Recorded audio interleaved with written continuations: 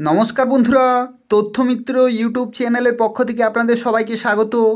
আজকে এই ভিডিওতে আমরা আলোচনা করব ত্রিপুরাতে অত্যন্ত গুরুত্বপূর্ণ একটি খবর সম্পর্কে।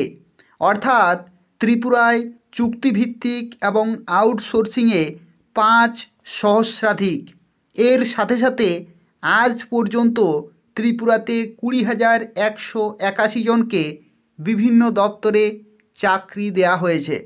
সেই সংক্রান্ত বিভিন্ন তথ্য রয়েছে, সেই সম্পর্কে আলোচনা করব।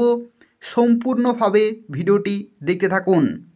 তো দেখুন, ডাই ইন হারনেস সহ রাজ্যে আজ পর্যন্ত 20,181 জনকে বিভিন্ন দপ্তরে চাকরি দেওয়া হয়েছে এবং এর মধ্যে শিক্ষা দপ্তরে দেওয়া হয়েছে 6,998 জনকে, অর্থাৎ প্রায় 7,000-এর কাছাকাছি কিন্তু নিয়োগ করা হয়েছে শিক্ষা দপ্তরে।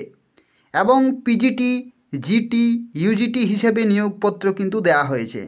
কারণ বর্তমান সরকারের লক্ষ্য ছাত্রছাত্রীরা যাতে গুণগত মানসম্পন্ন শিক্ষা পায়, শিক্ষা প্রতিষ্ঠানগুলিকে ছাত্রছাত্রী বান্ধব শিক্ষার পরিবেশ গড়ে ওঠে এবং মুক্তধারা অডিটোরিয়ামে ফিজিক্যাল এডুকেশন টিচার, স্পেশাল এডুকেটরদের মধ্যে নিয়োগপত্র প্রদান অনুষ্ঠানের উদ্বোধন করে একথা বলেন মুখ্যমন্ত্রী মানিক সাহা।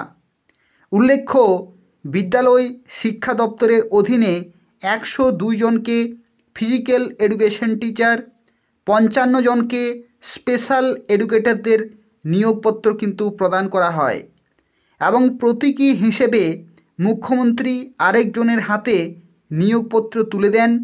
অনুষ্ঠানে আলোচনায় মুখ্যমন্ত্রী মানিক সাহা বলেন যে বর্তমান সরকার প্রথম থেকেই স্বচ্ছতার মাধ্যমে সরকারি চাকরিতে নিয়োগ প্রক্রিয়া জারি করে রেখেছে এবং এখন কেউ বলতে পারবে না রাজনৈতিক পরিচিতি ছাড়া চাকরি হয় না।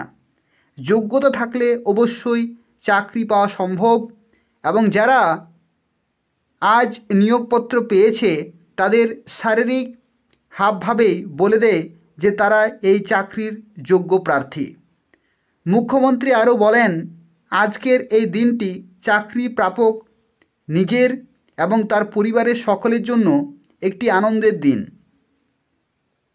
তিনি বলেন যে এখনও পর্যন্ত 5,000 জনের বেশি কন্ট্রাকচুয়াল ও আউটসোর্সিং চাকরি দেওয়া হয়েছে। চুক্তিভিত্তিক এবং আউটসোর্সিংয়ে 5,000-এর বেশি কিন্তু চাকরি দেওয়া হয়েছে ত্রিপুরাতে এবং রাজ্যের শিক্ষা ব্যবস্থার উন্নয়নে নিপুণ ত্রিপুরা, CM7 এবং মিশন মুকুল সহর্ষ 125টি বিদ্যালয়কে বিদ্যাজ্যোতি ও 84টি বিদ্যালয়কে PM শ্রী স্কুলে রূপান্তরিত এবং CM কন্যা আত্মনির্ভর যোজনা কিন্তু চালু করা হয়েছে।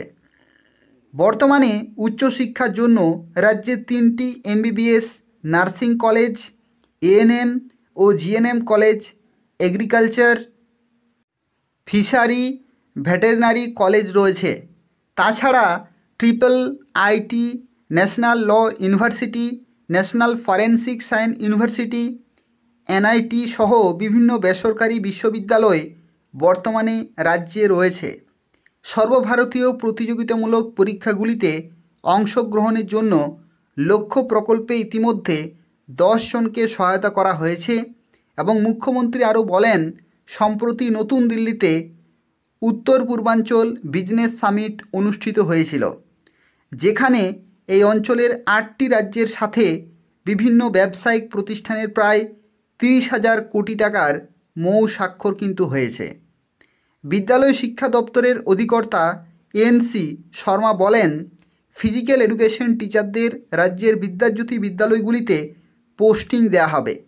সেখানে শারীর শিক্ষাকে একটি বিষয় হিসেবে শিক্ষার্থীদের পড়ানো হবে এবং স্পেশাল এডুকেটররা দিব্যাঙ্গ ছাত্রছাত্রীদের প্রশিক্ষণ দেবেন।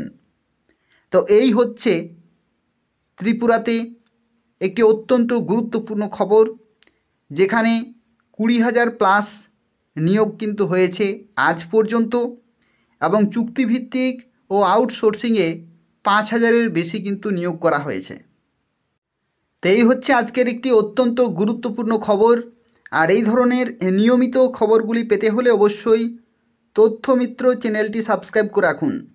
এই তথ্যমিত্র চ্যানেল থেকে ত্রিপুরার এই ধরনের গুরুত্বপূর্ণ খবরগুলি সময় মতো পেয়ে যাবেন। ধন্যবাদ।